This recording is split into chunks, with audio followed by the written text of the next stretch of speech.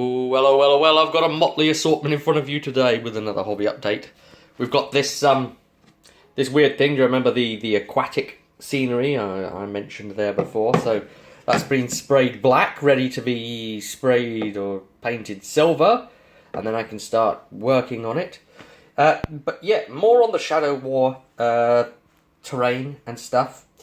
So there was this pipe part that I put together, and I didn't want to go too mad on this one. I didn't want to get into the painting all of the flat surfaces the kind of cream colour that I've been going with some of the other. It would take ages on this particular piece. So I thought I would be quite subtle with the pipes and just do something just overall wholly metallic with the whole thing.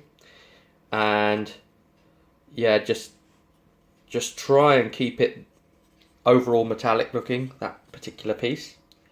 So yeah, that one worked on.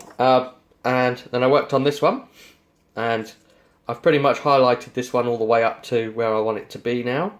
Again, you can see those brush stroke things to create that sort of scratched kind of look. It's not the best way of doing it, of course. I need to still learn on the best way of providing that look.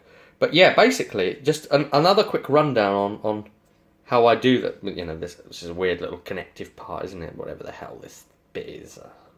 The Shadow War terrain, I don't know. You can see the 3 stages of my work, actually, with these other ones. So, with this one, for example, you can see that I've painted, like, you know, the pieces of cover, the shields there. I've painted them all with Zandri dust. Just a flat base coat of Zandri dust, and there's no wash, nothing has gone on that yet. So that's kind of the first step on that sort of thing. And then is one I did earlier.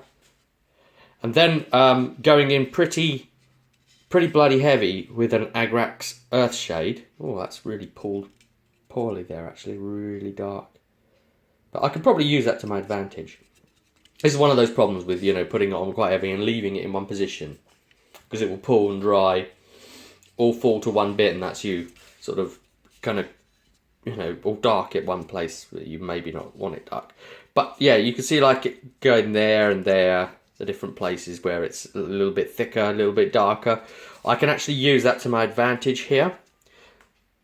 So what I can do is I'll start successively dry brushing up from that after putting that on, the Zandri dust. So I'll start going on with Ushabti Bone in a fairly heavy dry brush, and then follow that more towards the middles of each piece of plate. So, you know, in the case of this, it would be the middle here, and then sort of like extending it out, but making sure it's the lightest in the very, very centre of the plate, sort of thing, and then create that effect.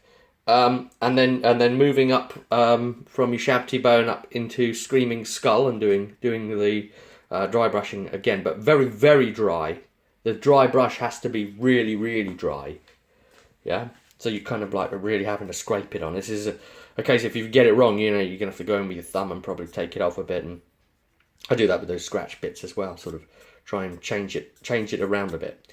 And then going on finally with a Terminatus Stone, which is the dry compound stuff, which is just a very final, lighten it up just even more. And through the dry brushing, because you're not fully painting it on, a lot of the bits that were dark, that were sort of left pooling in places on the flat surfaces, like that, they get covered, but not completely covered.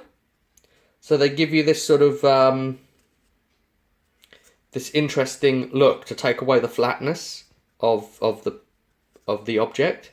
They give you this interesting texture for the eyes, basically. I mean, you can see there where it's not completely taken, and I've done that really roughly on purpose, so that it's this sketchy sort of look, you know.